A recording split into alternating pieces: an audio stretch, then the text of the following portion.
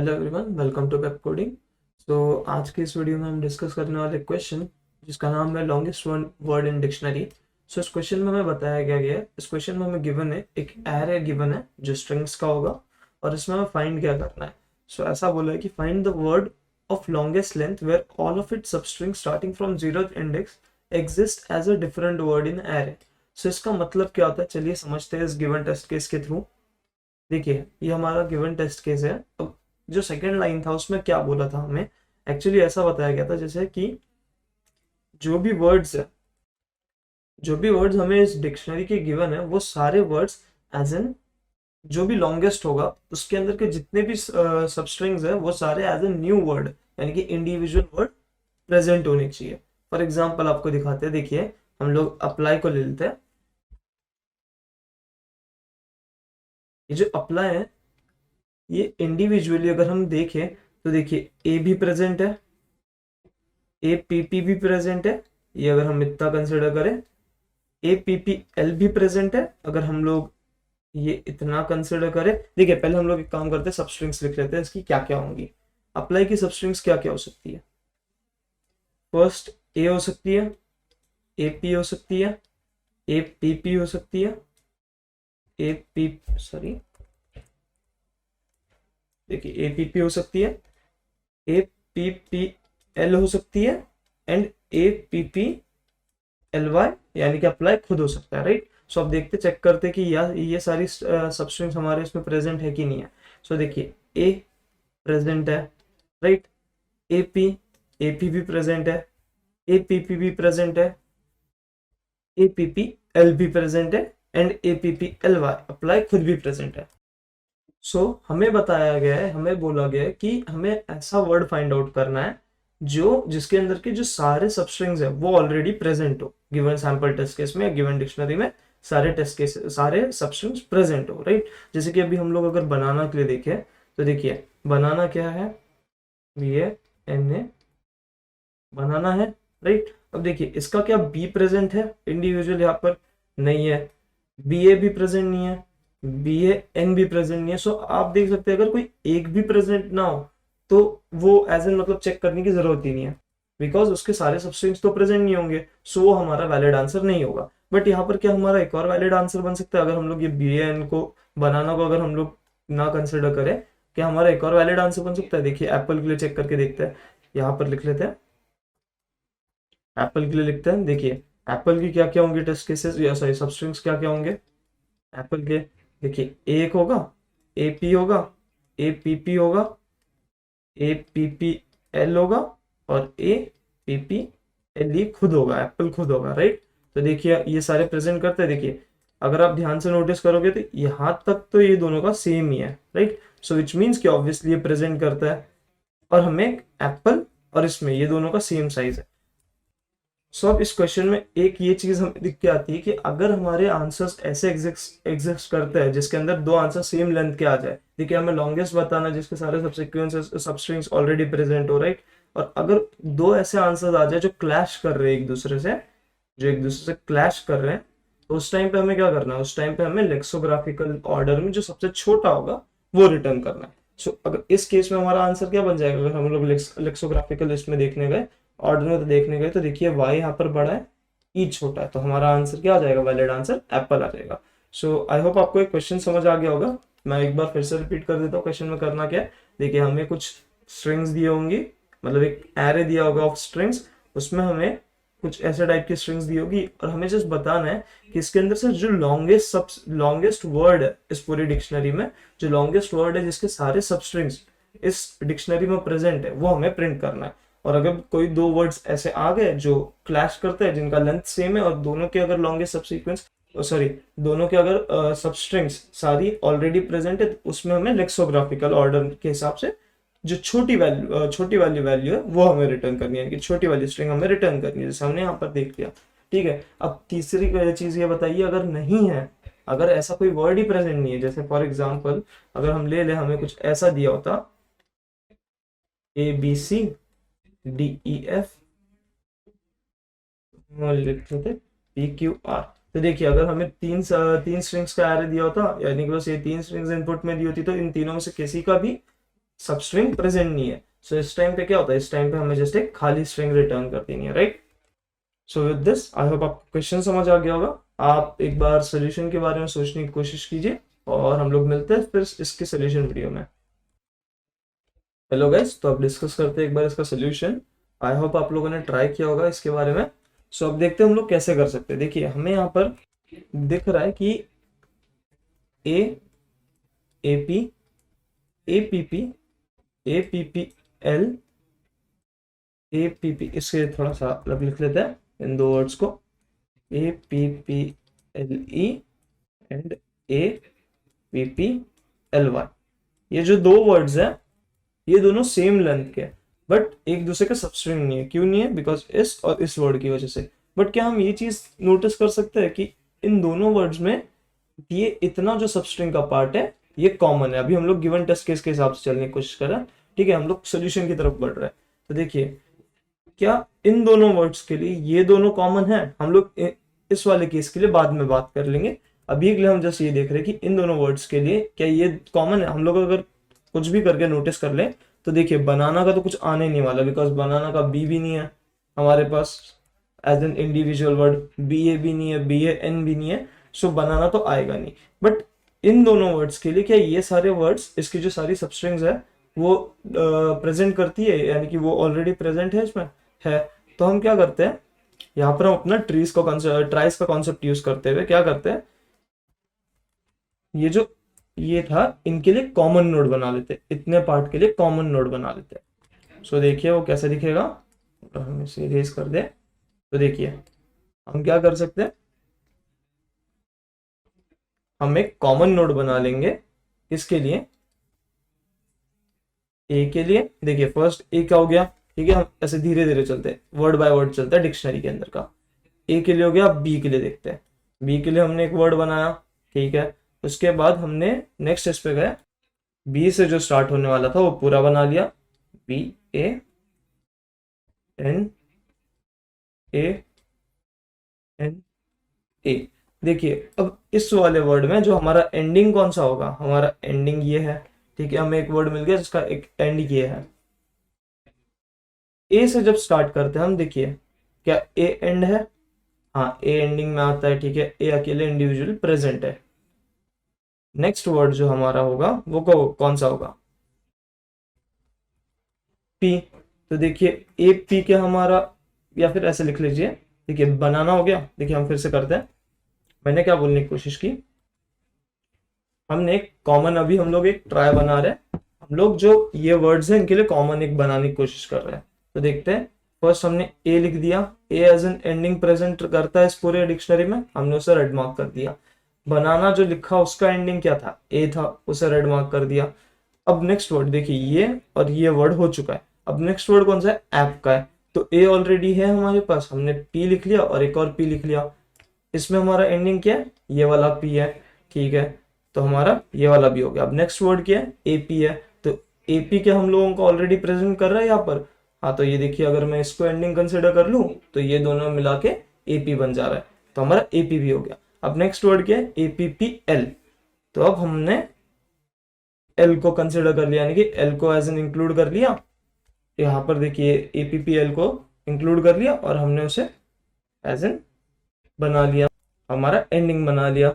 Next देखिए अभी APPLY है और एक APPLE है। सो हम इसके लिए क्या कर सकते हैं, हम इसके लिए दो नोड्स बना लेंगे, यानी कि दो चाइल्ड नोड बना लेंगे, एक E का एक Y का, जिसके अंदर ये दोनों एज एन एंडिंग प्रेजेंट करते हैं।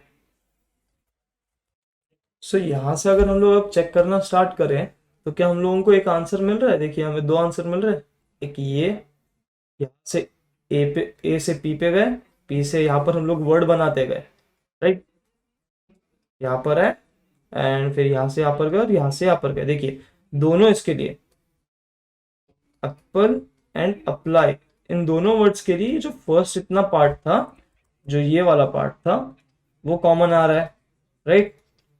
सो हमने क्या उसे कॉमनली एक ही बार ट्रेवल किया, ये देखिए इतने पार्ट को हमने एक ही बार ट्रेवल किया, और उसके बाद हमने जस्ट दो आंसर्स बनाए, जो ई को एक कंसिडर करता है, वाई को एक कंसिडर करता है, एंड इन दोनों में कंपैरिजन कर दिया।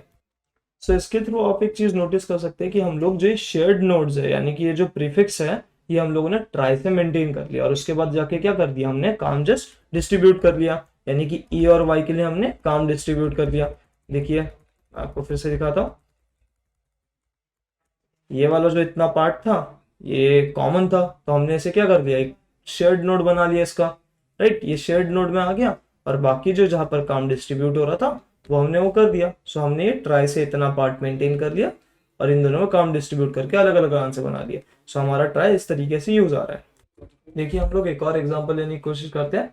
जैसे कि अभी यहाँ पर तो एक ही कॉमन एंडिंग था, राइट, एक ही एंडिंग था। अगर कुछ ऐसा वर्ड हो हमारे पास जैसे कि लेट्स से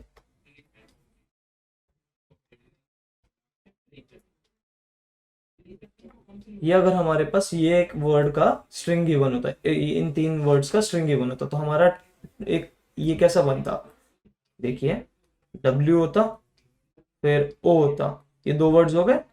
नेक्स्ट हमारा क्या जाता, हमारा इस दो वर्ड्स में ये एक एंडिंग आ गया, राइट। फिर उसके बाद हम कहाँ जाते, ये W हो चुका है। अब RD की बारी आती, D, जिसके अंदर D हमारा एंडिंग आ गया। फिर उसके बाद क्या होता, उसके बाद होता ये LD के लिए वर्क करते हैं, LD, जिसके अंदर D हमारा एंडिंग होता। अब देखिए यहाँ पर मल्टीपल एंडिंग्स आ रहे हैं यानी कि कुछ वर्ड्स है यहाँ पर ऐसे जो प्रेजेंट करते हैं, विच मीन्स जो प्रीफिक्स है यानी कि सब स्ट्रिंग्स है वो प्रेजेंट है। किस किस के लिए प्रेजेंट है, एक इसके लिए प्रेजेंट है, राइट, एंड इसके लिए भी ऑलमोस्ट प्रेजेंट है। बट जो सबसे मेन इंपॉर्टेंट चीज है जो इन तीनों के लिए जो कॉमन वर्ड था यानी कि कॉमन जो एक ये था इनका सबस्ट्रिंग था, कॉमन प्रीफिक्स था, वो था W। वही यहाँ पर एग्जिस्ट नहीं करता यानी कि W यहाँ पर नहीं है। तो यहाँ से अगर मैं अपने रूट नोड से देखूं तो यहाँ पर तो मेरा कॉमन ही एग्जिस्ट नहीं करता इन तीनों में। सो यहाँ पर तो जाके चेक करने का मतलब ही नहीं बनता। सो आई होप आपको इससे ये पता चल गया होगा कि इवन तो यहाँ पर मल्टीपल एंडिंग्स हो बट जब तक सारे एग्जिस्ट यानी कि सारे एज एन एंडिंग कंसिडर नहीं करते, फॉर एग्जांपल जैसे कि ये वाले एग्जांपल में सारे एज एन इंडिविजुअल एंडिंग अगर नहीं होते तो हम लोग उसको अपने आंसर में इंक्लूड नहीं कर सकते।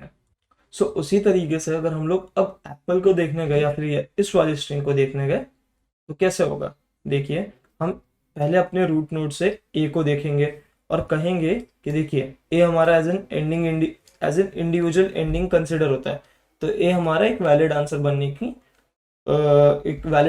की पोजीशन रखता है, राइट। फिर देखेंगे कि ए के कितने चाइल्ड्स है तो बोलेगा कि ए का तो एक ही चाइल्ड है, राइट, ए का एक ही चाइल्ड है। मैं इसे इरेज कर देता हूँ, ठीक है।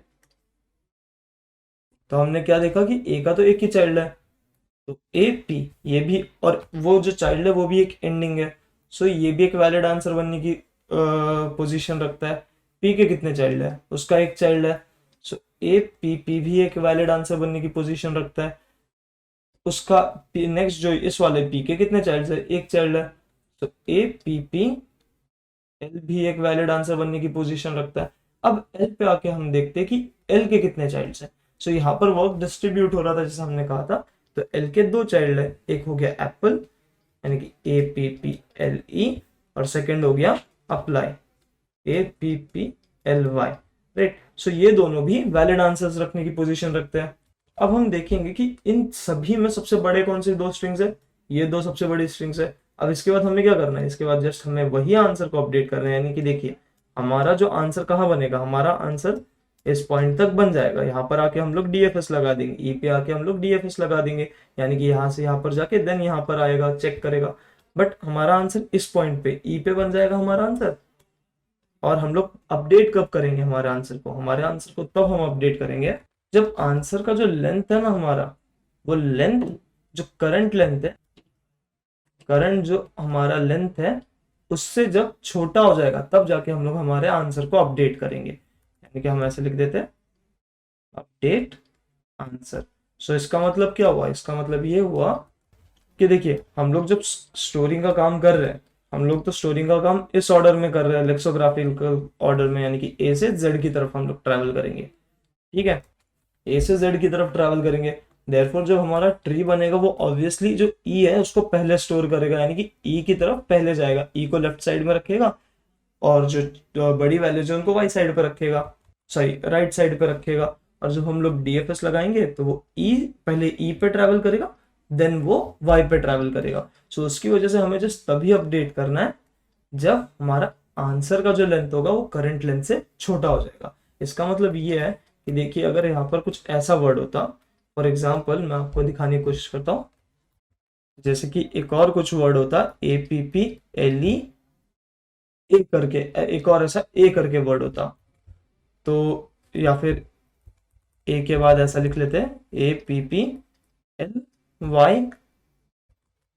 लिख लेते हैं, या फिर हाँ ठीक है चलिए LYA लिख लेते हैं, बिकॉज ए ऑलरेडी प्रेजेंट है as an individual ending word, individual word. So देखिए यहाँ पर y का भी एक चाइल्ड आ जाता, y का चाइल्ड क्या आ जाता, y का चाइल्ड एक ए आ जाता, राइट, y का चाइल्ड एक ए आ जाता। तो उस टाइम पे हमारा सबसे लॉन्गेस्ट लेंथ किसका बन रहा है, ए हमारे पास एज एन इंडिविजुअल पहले से प्रेजेंट था।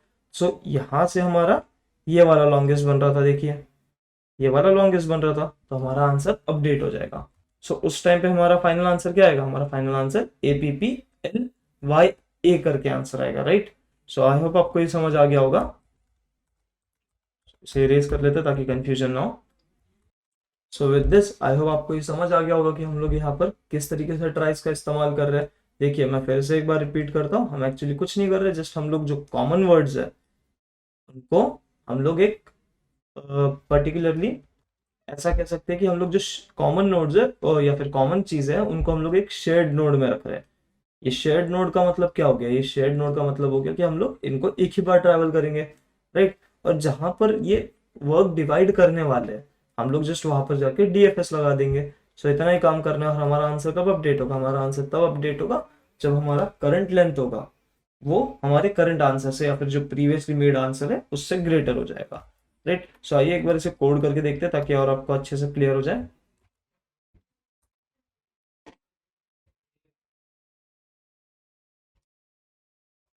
तो देखिए यहाँ पर हमें कुछ फंक्शंस दिए हुए जिससे हमें कंप्लीट करना है, राइट। सो यहाँ पर फर्स्ट फंक्शन क्या, लॉन्गेस्ट वर्ड, यानी कि ये हमारा फाइनल आंसर क्रिएट करेगा। चलिए स्टार्ट करते हैं। हम क्या बोलते हैं, हम एक लूप लगाते हैं, फॉर ईच लूप, जो ट्रैवल करेगा इस वर्ड्स की हर एक स्ट्रिंग पे, string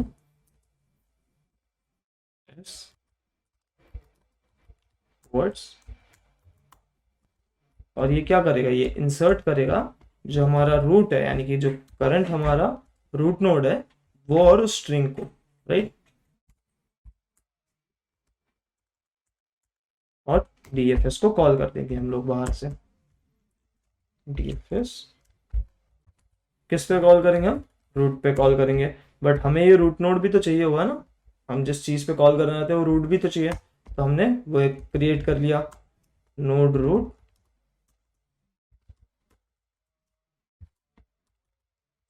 is equals to new node, right. अब देखिए अब हमारे पास यहाँ पर दो फंक्शंस आ गए, एक आ गया इंसर्ट फंक्शन, एक आ गया डीएफएस फंक्शन। इसके बाद हमें कुछ करना है, वो क्या करना है, हमें एक रिटर्न करना है आंसर को।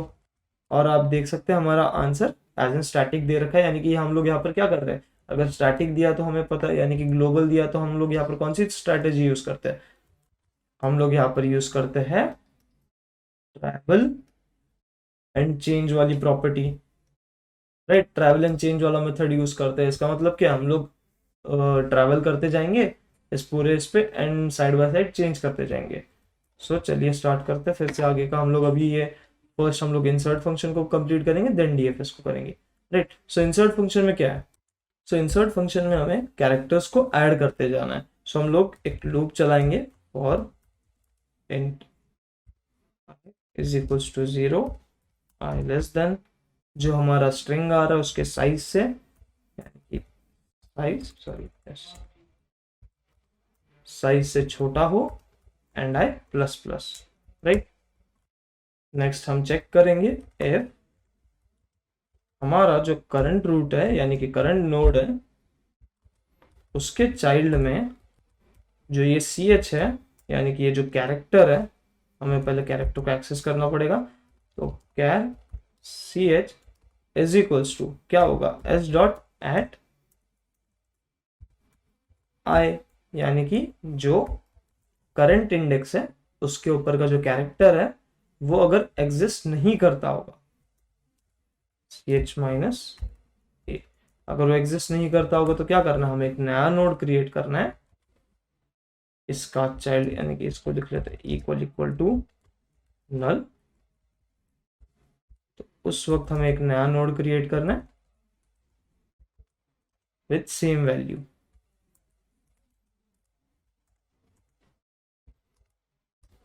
Is equals to new node, right. और इफ अगर एग्जिस्ट करता है तो हमें जस्ट इसे अपडेट कर देना है। So current is equals to जो करंट चाइल्ड है, यानी कि करंट जो इस इंडेक्स पे जो वर्ड है, यानी कि उस लेटर से हमें अपडेट कर देना है, राइट। और हमारी स्ट्रिंग भी अपडेट कर देनी है। So current str is equals to s।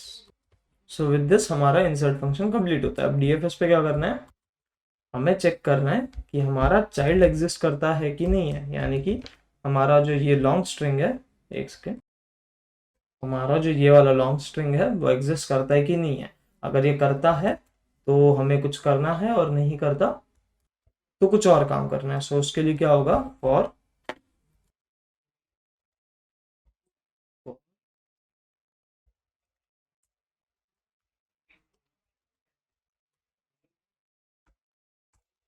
Child in current, sorry यहाँ पर रूट आ रहा है, सो रूट के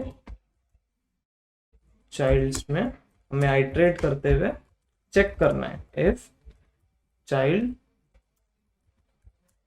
का जो स्ट्रिंग है वो not equal to empty string, which means उसमें कोई स्ट्रिंग प्रेजेंट होना चाहिए, एंड जो चाइल्ड है वो नॉट इक्वल टू नल, यानी कि कुछ प्रेजेंट है तो कुछ काम करना है। वो क्या काम है, आंसर को हमें अपडेट कर देना है।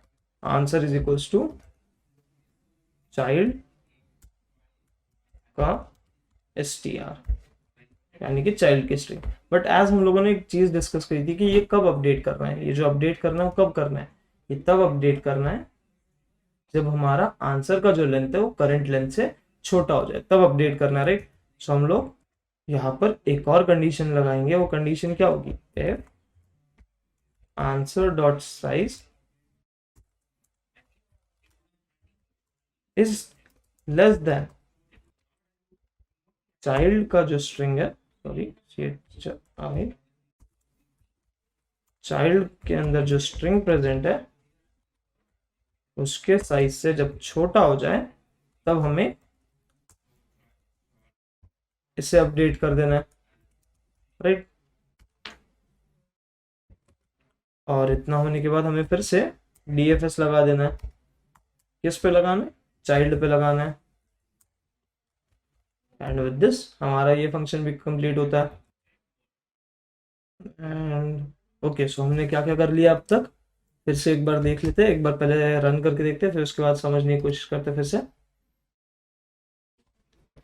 ओके, यहाँ पर कुछ दिक्कत आ रही है, लेट्स सी क्या है।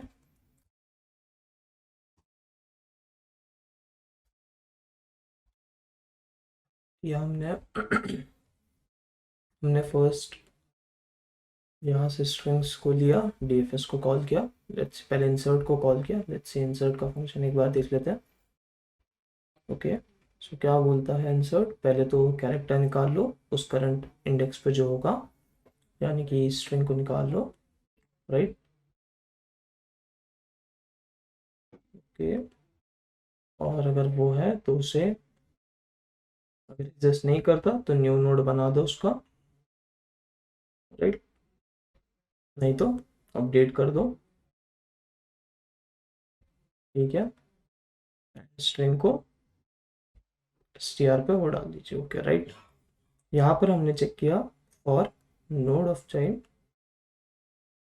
ठीक है, चेक किया if string is empty, is not empty and child is null pointer, okay sorry, so इसकी जगह पे ये कर दीजिए, रन करेगा। सो एक्चुअल में दिक्कत ये आ रही थी, फर्स्ट हमें चेक करना था कि वो नल नहीं है और उसके बाद हमें चेक करना था कि वो एम्प्टी ना हो, बिकॉज यहाँ पर ये हो रहा था कि फर्स्ट वो चेक कर रहा था कि वो एम्प्टी नहीं है, बट अगर वहाँ पर प्रेजेंट ही नहीं करता तो वो एम्प्टी के लिए चेक कैसे करेगा। सो इसलिए हमारा गलत हो रहा था। अब सबमिट करके देखते हैं। सो अब हमारे सारे टेस्ट केसेस पास हो रहे हैं। सो आई होप विद दिस आपको ये क्वेश्चन समझ आ गया होगा एंड ऑल्सो आपको ये ड्राई रन भी समझ आ गया होगा। एक बार आप ट्राई कर सकते हैं, हमने कुछ नहीं किया, जस्ट हमने फिर से यही मैं आपको रिपीट करूंगा, हमने जस्ट कॉमन नोट्स को शेयर किया यहाँ पर एंड जहाँ पर वर्क डिस्ट्रीब्यूट हो रहा था वहाँ पर हमने डीएफएस चला दिया और हमारा आंसर तब अपडेट होगा जब उसका जो करंट लेंथ है वो ग्रेटर हो जाएगा, यानी कि जो करंट जो हम वर्क करके आए उसका लेंथ जब ग्रेटर हो जाएगा उस टाइम पे हमें अपना आंसर अपडेट करना है और हमें लेक्सोग्राफिकल ऑर्डर में चलाना है। So thank you for this video, मिलते हैं नेक्स्ट वीडियो में।